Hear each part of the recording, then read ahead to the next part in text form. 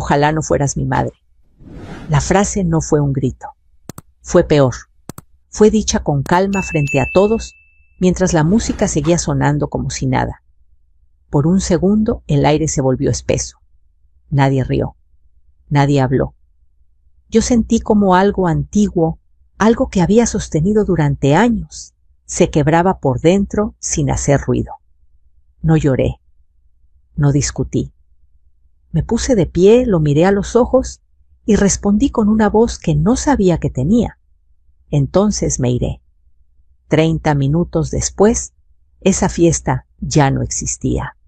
Me llamo Elena Morales, tengo 59 años, y durante mucho tiempo pensé que amar era sinónimo de aguantar.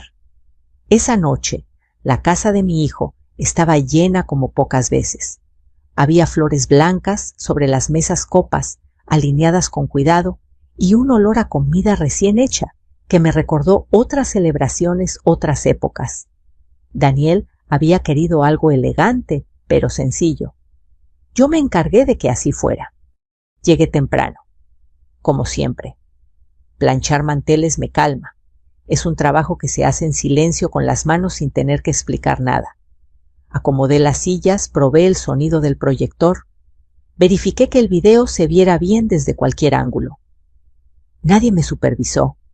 Nadie lo hace cuando se trata de mí. Saben que cumplo. La gente empezó a llegar al atardecer.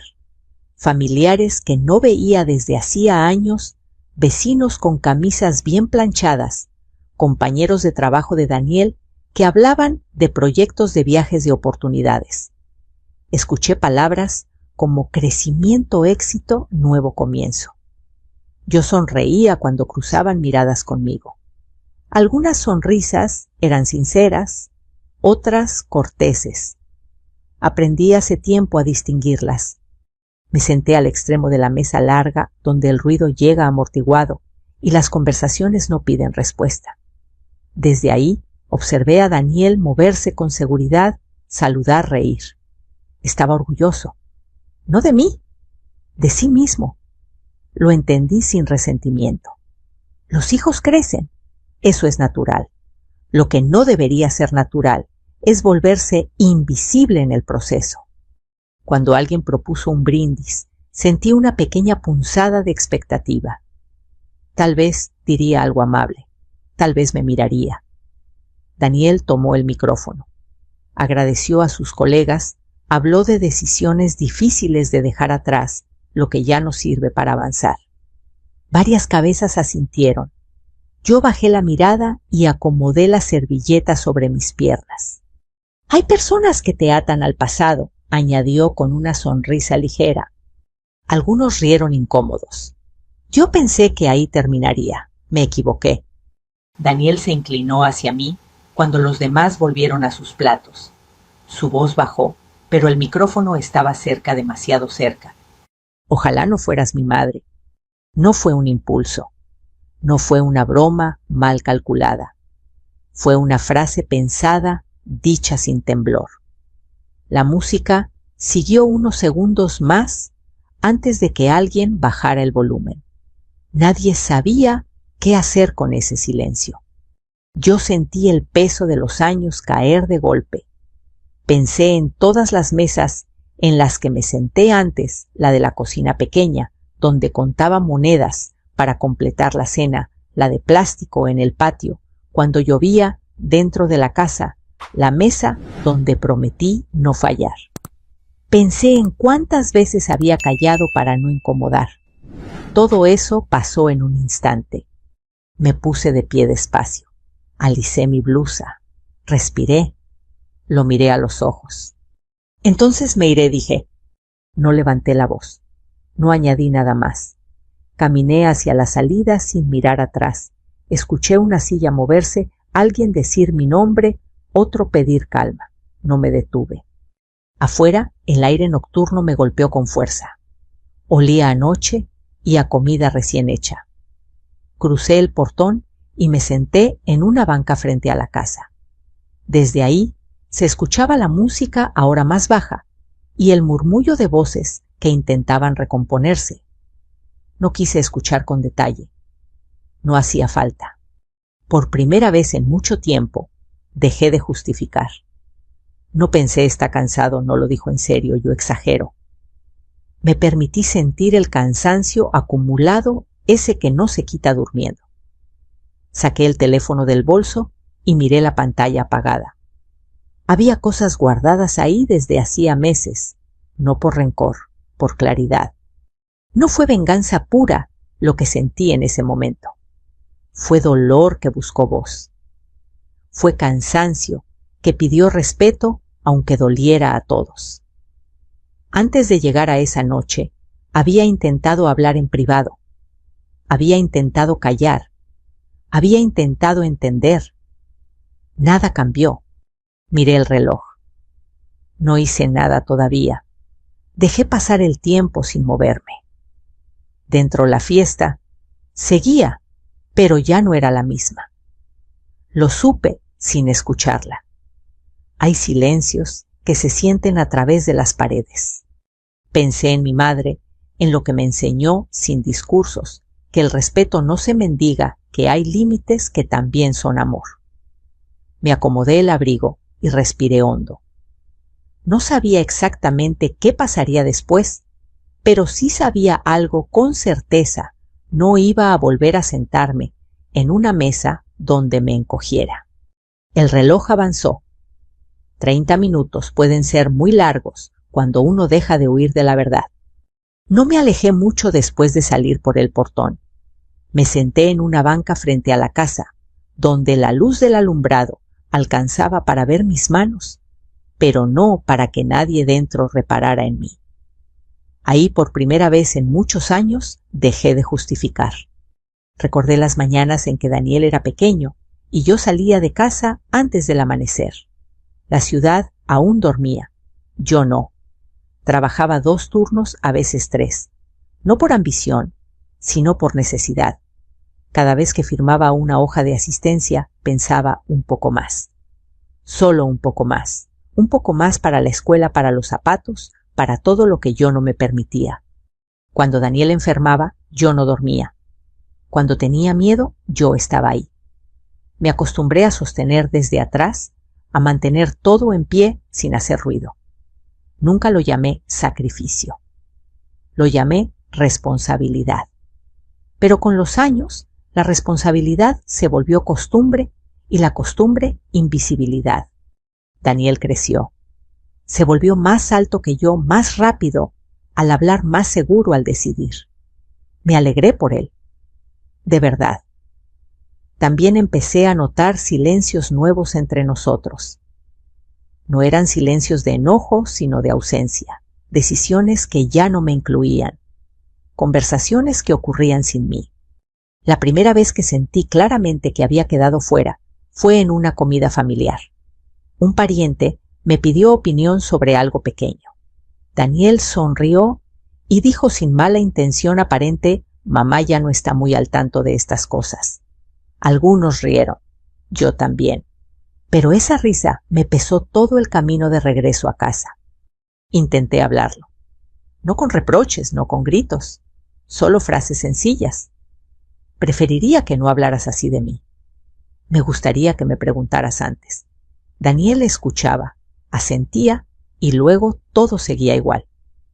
Yo pensaba que exageraba, pensaba que era cansancio, pensaba cualquier cosa. Antes de aceptar lo evidente, me estaba volviendo parte del fondo. Cuando apareció su esposa, el cambio fue más rápido. No la culpo.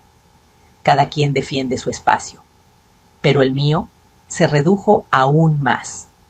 Las decisiones se tomaban antes de avisarme. Yo seguía ayudando cuando me pedían. Seguía llegando temprano. Seguía cumpliendo. Solo que ya no me consultaban. Meses antes de la fiesta, Daniel me pidió que firmara unos documentos para agilizar trámites.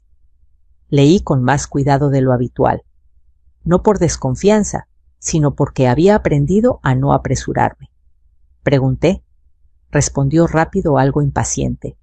Firmé. Luego pedí una copia. Nadie se opuso. La leí después con calma. Descubrí decisiones tomadas en mi nombre, con mi firma, sin que yo hubiera comprendido del todo su alcance. No era ilegal. No era una traición abierta. Era comodidad apoyada en años de mi silencio. Guardé los papeles. No para acusar, para no olvidar. También empecé a notar palabras sueltas, mensajes pidiéndome que no opinara en reuniones, comentarios llamándome anticuada. No es con mala intención, decían. Me pregunté cuándo la sinceridad dejó de necesitar cuidado.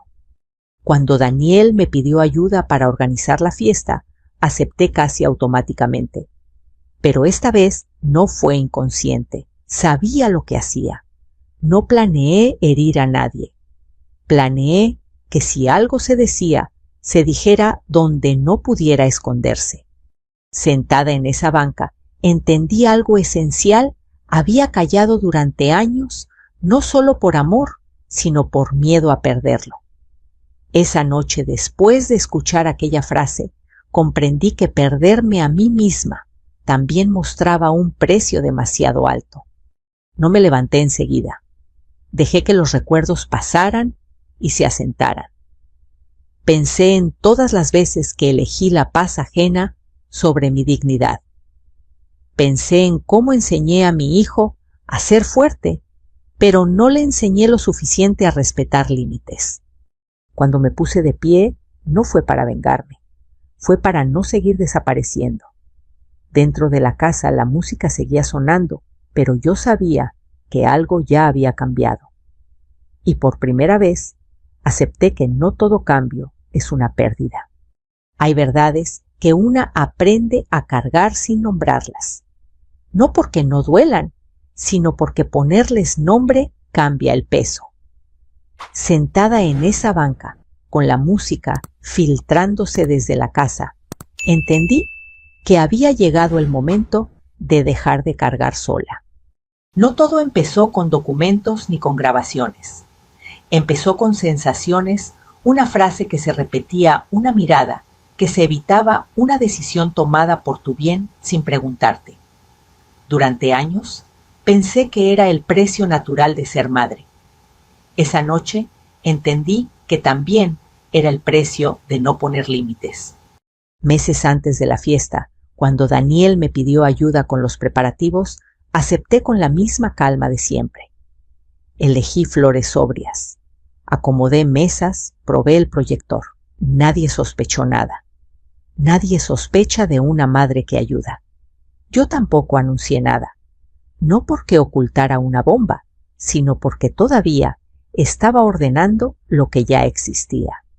En ese orden aparecieron las palabras, no insultos, opiniones dichas en confianza, grabaciones de mensajes de voz, donde me llamaban anticuada, poco práctica, difícil. Mensajes donde se me pedía no opinar en reuniones para no incomodar. No eran inventos, eran registros de conversaciones reales dichas cuando creían que yo no escuchaba o no importaba. También estaban los papeles, copias de decisiones firmadas a prisa con explicaciones rápidas, con la expectativa de mi asentimiento automático. No hubo engaño explícito, hubo costumbre. La costumbre de decidir por mí, porque yo siempre decía que sí. Durante semanas dudé. Pensé en hablar otra vez en privado. Pensé en dejarlo pasar. Pensé en quemar esos archivos y seguir como antes. Pensé mucho. Y en ese pensar me di cuenta de algo. Ya había intentado todo eso. Había hablado. Había callado. Había entendido. Nada cambió. No fue venganza pura lo que me llevó a seguir. Fue una mezcla incómoda, dolor, cansancio y una necesidad urgente de respeto. Sabía que mostrar esas cosas en público iba a doler. También sabía que seguir guardándolas me borraba un poco más. El video que preparé no fue un ataque, fue un espejo.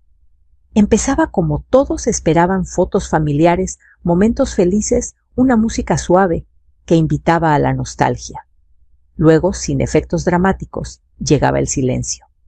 Y en ese silencio, las voces, las frases exactas, los mensajes tal como fueron enviados, los documentos mostrados sin adjetivos. No añadí comentarios, no interpreté, dejé que hablaran. Esa fue mi decisión más difícil, confiar en que la verdad expuesta sin gritos era suficiente. No quería humillar a mi hijo. Quería que lo que se decía a puertas cerradas tuviera el mismo aire que lo que se decía frente a invitados. Mientras el reloj avanzaba hacia los 30 minutos, no escuché detalles desde afuera. No conté copas rotas ni gritos. Eso lo supe después por relatos fragmentados por mensajes que llegaron más tarde. En ese momento solo imaginé el impacto de verse reflejados sin poder apartar la mirada. Me pregunté si estaba cruzando una línea, si una madre debe aguantar incluso lo que la niega. Recordé entonces algo simple: poner un límite no borra el amor, lo ordena, y a veces duele. El teléfono vibró con insistencia. No contesté, no porque huyera, sino porque interrumpir ese momento habría sido convertir la verdad en negociación, y no quería negociar lo básico. Pensé en Daniel niño, en su risa fácil, en cómo corría hacia mí con los brazos abiertos. Pensé en el adulto, que se había vuelto seguro de sí rápido, para avanzar torpe, para mirar atrás. No quise castigarlo, quise que se viera. Más tarde, supe que algunos invitados se levantaron en silencio, que otros susurraron preguntas, que alguien intentó apagar el proyector cuando ya era tarde, que Daniel pidió hablar en privado. Esas reacciones no me sorprendieron. El silencio incómodo suele ser la primera respuesta a la verdad. Cuando todo terminó, yo seguía afuera. No volví a entrar. No porque no pudiera, sino porque había dicho, me iré, y sostener esa frase era parte del límite. Hay decisiones que se respetan cumpliéndolas. Caminé unas cuadras, respiré hondo, dejé que el frío despejara la cabeza. No me sentí victoriosa, me sentí responsable. La verdad tiene ese efecto, no celebra, exige. Esa noche dormí poco, no por culpa, sino por la conciencia de que nada volvería a ser igual. Tampoco debía serlo. Había pasado mucho tiempo fingiendo normalidad. Eso también cansa. Al amanecer, supe que lo más difícil ya estaba hecho. No porque el conflicto hubiera terminado, sino porque yo había dejado de desaparecer. Lo que siguiera después ya no dependería solo de mí. Y por primera vez, eso no me dio miedo. No planeé una explosión, planeé un orden. La diferencia es pequeña, pero lo cambia todo. Durante años, mi vida había sido eso, ordenar silencios para que otros no se incomodaran. Esa noche, por primera vez, ordené para no desaparecer. Después de caminar unas cuadras, me detuve bajo un farol. La luz amarilla hacía ver la calle más vieja, más honesta. Me apoyé en la pared y respiré hondo. No recé. No pedí que nada saliera bien. Pedí claridad. La claridad no protege del dolor, pero evita la mentira. El teléfono vibró de nuevo. Llamadas perdidas. Mensajes cortos urgentes. No los abrí.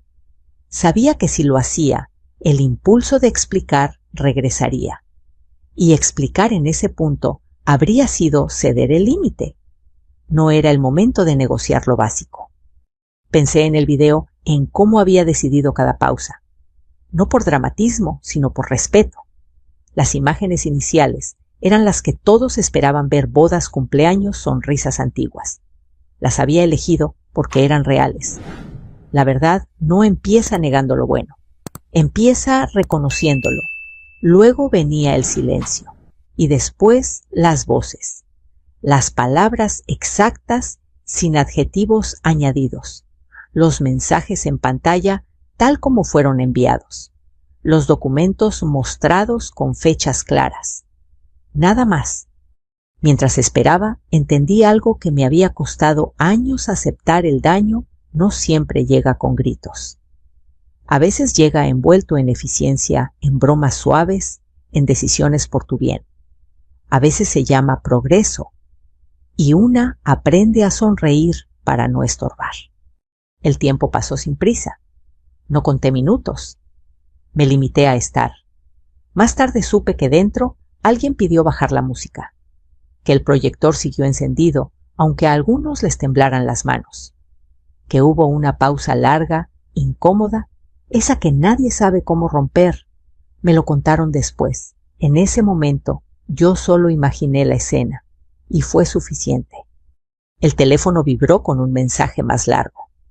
Lo abrí apenas. Era Daniel. No leí todo. Cerré la pantalla. No ahora. Si contestaba, convertiría el espejo en debate. Y no era un debate. Era una exposición simple. Esto se dijo, esto se firmó, esto existió. Me senté en la banqueta otra vez. Pensé en las madres que conozco, en cómo nos enseñaron a aguantar sin ruido. Pensé en cuántas veces confundimos amor con aguante. No son lo mismo. Amar no exige borrarse. Amar no pide silencio permanente. El murmullo dentro cambió de tono. No se volvió griterío. Se volvió fragmentado.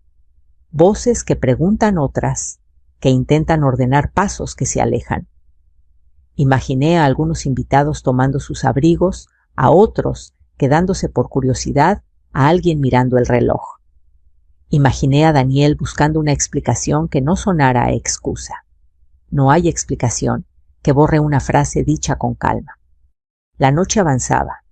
El frío entraba por las mangas. Me acomodé el abrigo. Pensé en volver a entrar solo para decir que todo se calmara. Pensé en apagar el proyector. Pensé en protegerlo como siempre. No lo hice. Protegerlo de la verdad habría sido volver a cargar con lo que no me correspondía. Más tarde supe que alguien intentó apagar el equipo cuando ya era tarde. Que otro dijo, hablemos en privado. Que alguien preguntó si era real. Esas reacciones no me sorprendieron. La verdad, cuando aparece primero, incomoda.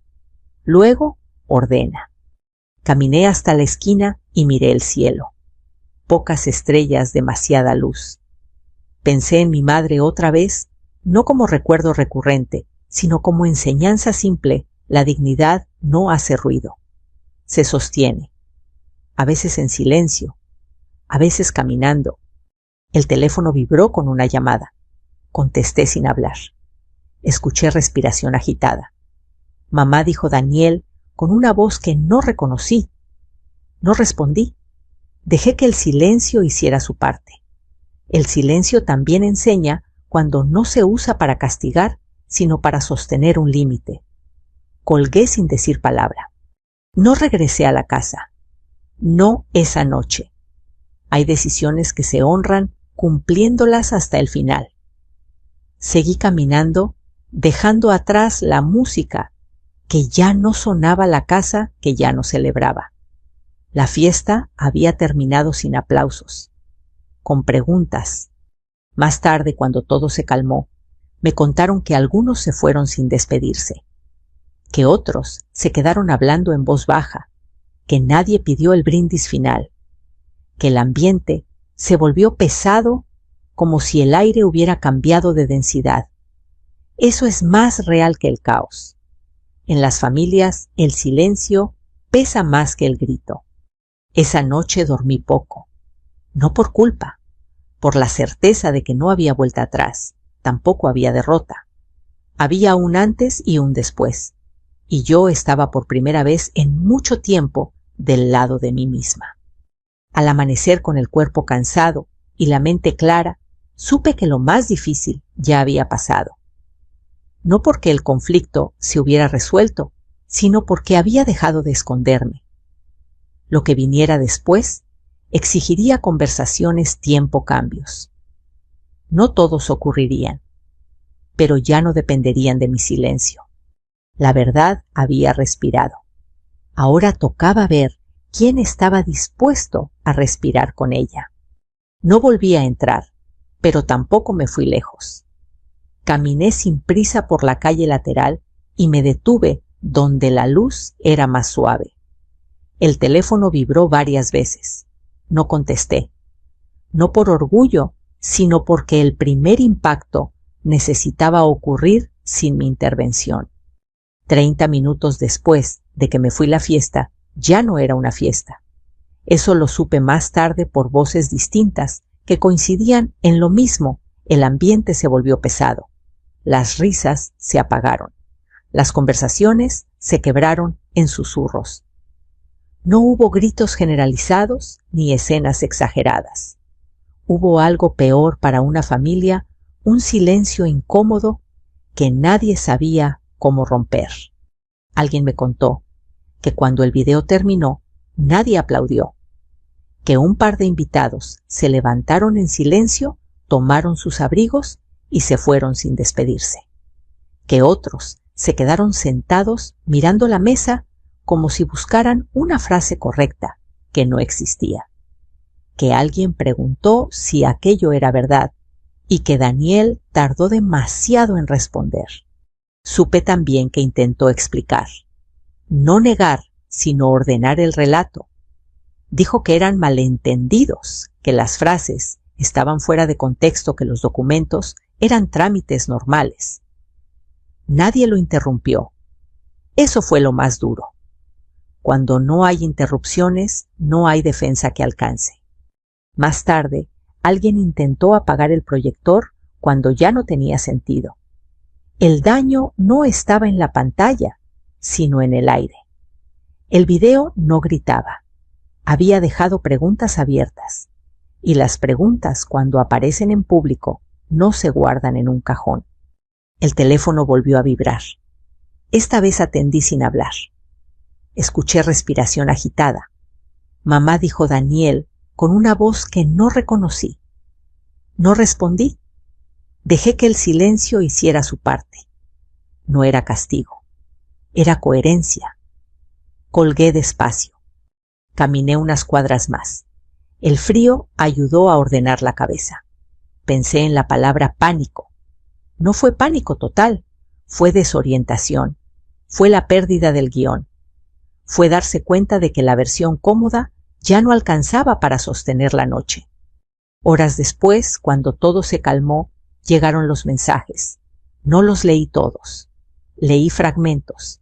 ¿Es cierto? No sabía. Lo siento.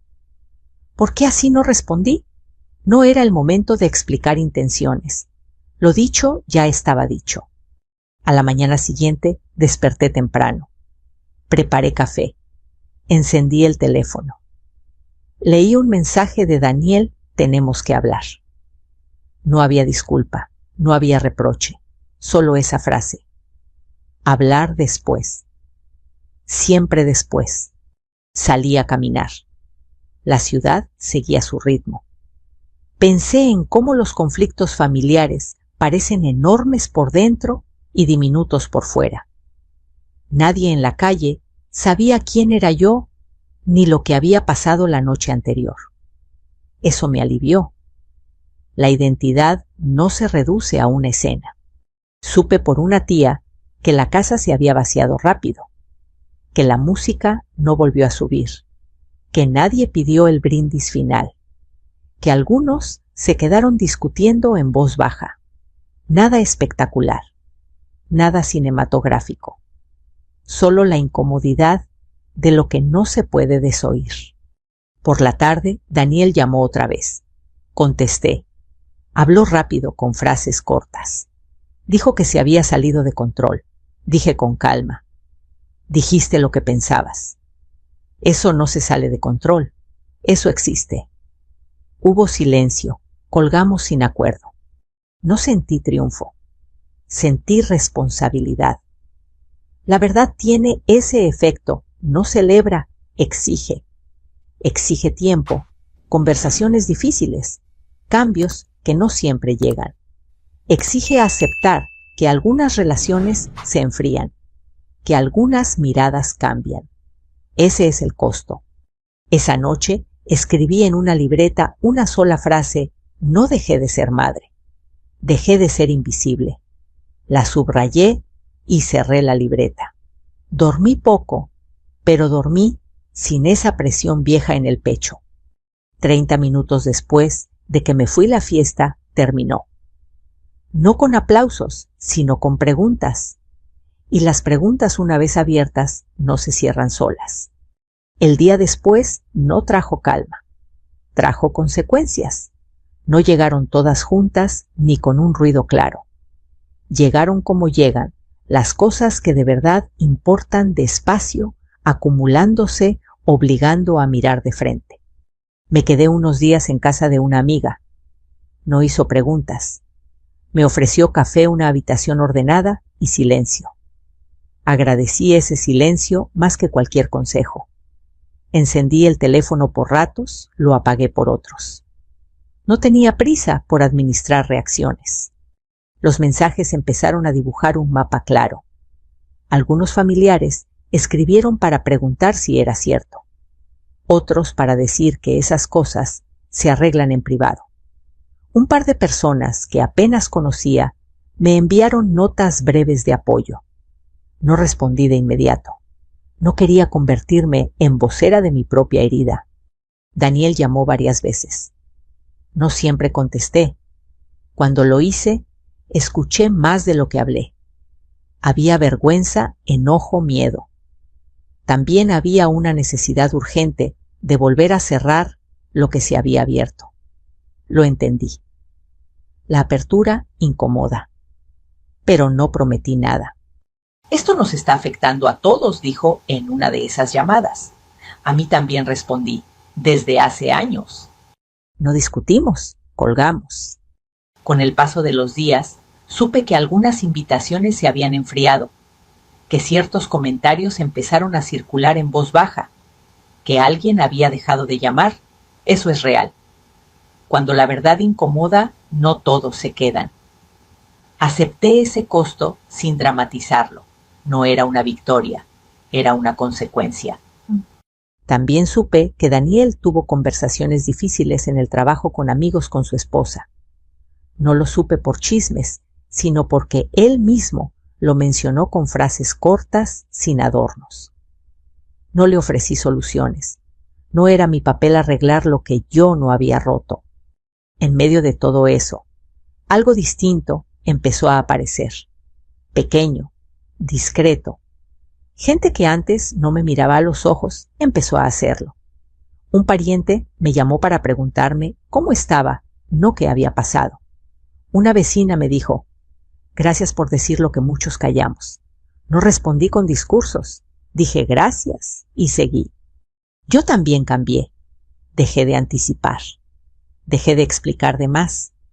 Dejé de pedir permiso para ocupar un espacio. Volví a mis rutinas con una conciencia nueva. No debía nada por existir. Regué plantas, caminé, leí. Hice planes pequeños sin justificarme. Daniel volvió a llamar una tarde. Su voz sonaba distinta. No más suave, más atenta. Preguntó si podía verme. No dijo cuándo ni dónde. Esperó.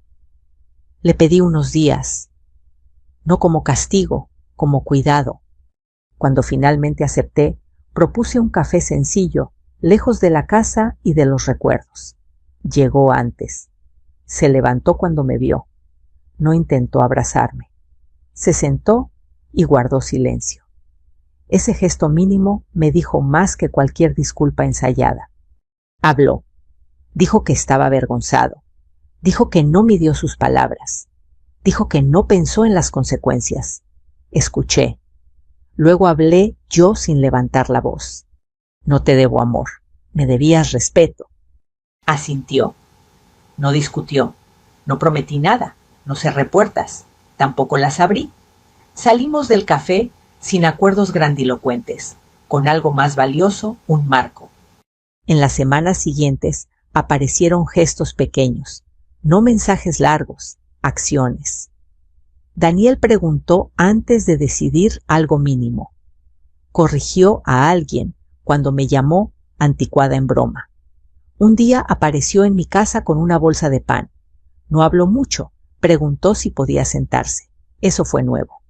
No todo se arregló. Algunas relaciones siguieron frías. Algunas miradas no volvieron. Eso también es parte del proceso. La verdad no restaura todo. Ordena.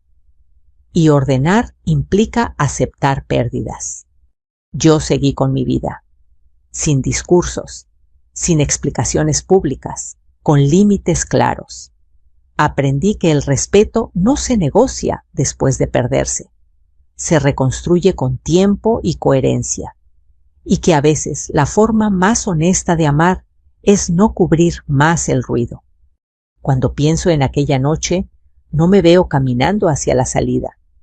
Me veo dejando de encogerme. Y esa imagen por primera vez no duele. El tiempo no cerró la herida por sí solo. La acomodó. Dejó espacio para que cada cosa ocupara su lugar real, no el que habíamos fingido durante años. Volví a mi casa una semana después con una bolsa pequeña y una certeza tranquila no regresaba a lo mismo. Abrí las ventanas. El aire entró despacio. Regué las plantas. Puse música baja. Me senté a la mesa de la cocina y miré mis manos. Esas manos habían sostenido a un niño, habían firmado papeles, habían planchado manteles para una fiesta que ya no existía. Por primera vez no sentí orgullo ni culpa. Sentí pertenencia. Daniel no llamó de inmediato. Cuando lo hizo, su tono era distinto. No urgente, no defensivo, atento. Preguntó si podía pasar a saludar. No exigió. Esperó. Le dije que sí, pero otro día. Entendí que el respeto también se enseña dejando que el tiempo haga su trabajo. Los días siguieron con su ritmo sencillo. Mercado, llamadas breves, una caminata al atardecer. Me permití decir no sin justificarme y sí sin miedo. Me permití no explicar. La maternidad no se fue. Se reacomodó. Ya no ocupaba todo el espacio. Tampoco estaba al margen. Cuando finalmente nos vimos de nuevo en casa, Daniel llegó con una bolsa de pan. No habló mucho. Preguntó si podía sentarse. Ese gesto pequeño sostuvo más que cualquier discurso. Hablamos de cosas simples. No evitamos lo ocurrido, pero no lo usamos como arma. Dijo lo siento sin rodeos. Yo escuché. No prometí nada. Tampoco cerré la puerta. La dejé entreabierta, que es donde mejor respira la verdad. Aprendí algo que no me enseñaron a tiempo. Perdonar no es volver a permitir. Perdonar puede ser interno.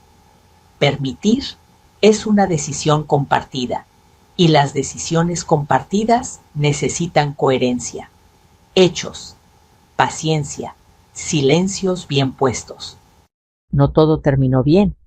Algunas relaciones se enfriaron. Algunas miradas cambiaron. Eso es parte del costo. Pero también aparecieron otras cosas: respeto, donde antes había condescendencia, escucha, donde antes había ruido, presencia, donde antes había sombra. La vida no quedó perfecta, quedó honesta. A veces pienso en la frase que lo cambió todo. Ojalá no fueras mi madre. Duele menos ahora. No porque sea menor, sino porque ya no define. Se volvió un límite, un antes y un después. Y los límites, cuando se sostienen, sanan de formas inesperadas. Si llegaste hasta aquí, quizá esta historia tocó algo en ti. Tal vez reconociste silencios, decisiones difíciles o el cansancio de sostener algo que ya no te sostiene. Si es así, no lo guardes. Comparte lo que piensas. Cuéntame desde dónde nos escuchas. Estas historias existen para recordarnos que no estamos solos y que incluso en el silencio se puede encontrar dignidad. Aquí seguiremos contando relatos humanos profundos y llenos de verdad todos los días. Si quieres acompañarnos, suscríbete y no te pierdas la próxima historia. Sigamos este camino juntos.